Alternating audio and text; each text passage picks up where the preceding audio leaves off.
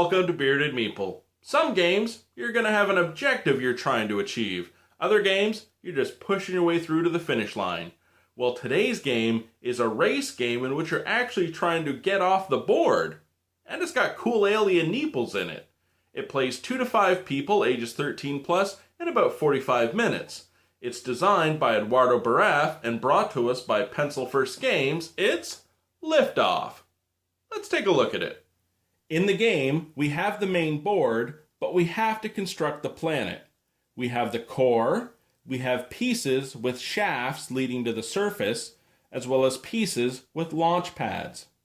There's a cost associated for going onto a launch pad and how many aliens can be there. As well, there's the cost associated getting the launch pad to work to get you off the planet. There's a deck of cards that offers resource cards, as well as action cards that will modify the game. The dice will affect gameplay, as well as the moon and the sun, because hey, it's a planet, and it's going to be affected by them. Let's take a brief look at the gameplay. Our board is set, and the gameplay is fairly straightforward, but very strategic. Of the liftoff points, there are more in the game than you actually need, which adds to the variety. The board will not be the same every time you play it.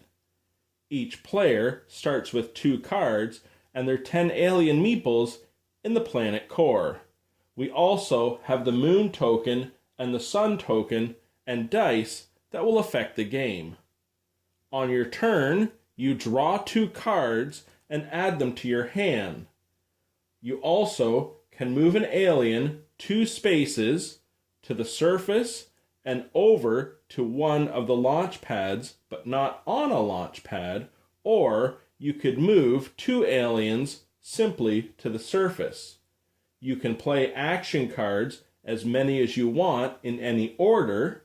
You may pay a liftoff cost, or trade 2 cards for 1 new card. At the end of your turn, you always have to move the moon counterclockwise around the planet. And that's the game.